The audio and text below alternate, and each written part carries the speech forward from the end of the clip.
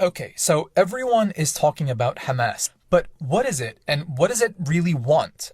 To answer that question, we spoke with someone who actually knows what they're talking about. My name is Tariq Bakoni. I'm a writer. I'm the author of Hamas Contained: The Rise and Pacification of Palestinian Resistance. So to understand where Hamas came from and what it wants, we have to understand what happened to the Palestinians.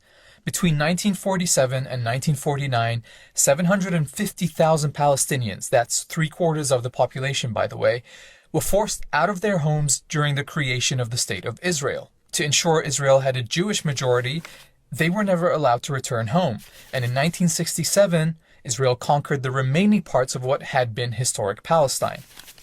Hamas was founded here in December 1987. That was also the first month of the first Palestinian uprising, known as the Intifada, against Israel's occupation. And is a nationalist movement first and foremost. So it's a movement that is committed to the liberation of Palestine from Israeli colonization. Hamas is not the only Palestinian group that fights Israel, but it is the biggest. Its main rival, Fatah, gave up confronting Israel to run the Palestinian Authority instead, which has limited rule in the Israeli-occupied West Bank. Because Hamas has an Islamic identity and Israel proclaims itself a Jewish state, a lot of Western coverage of the group describes its motivations as anti-Semitic. Tariq says that's not accurate. It has not employed tactics that are grounded in anti-Semitism or that necessarily fight against Israeli Jews because of their Judaism, but rather to target the regime itself. So when we think about Hamas discussing the liberation of Palestine, what it means for the movement is dismantling a system of colonial violence. Hamas has used and supported various tactics in that fight, both violent and non-violent. It has attacked both Israeli civilians and Israeli military targets.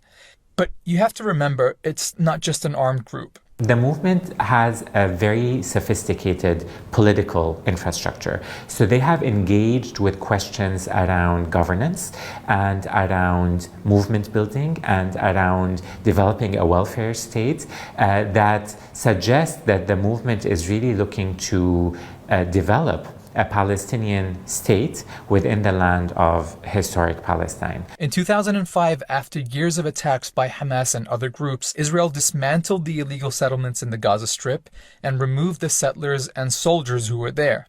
A year later, Hamas won the Palestinian legislative elections, which were held in Gaza and the West Bank. And Israel, the US, and their allies responded to that by cutting off all aid and contact with the Palestinians and tried to organize a coup. The coup attempt failed, leaving Hamas in control of Gaza, but Gaza and the 2.2 million people who live there have been under a suffocating blockade ever since. The punitive measure was focused in this case on the Palestinians in Gaza and to try to force them to bring down Hamas as a governing authority. But that didn't work, and instead the blockade evolved into a way for the Israeli authorities to contain Hamas in the Gaza Strip.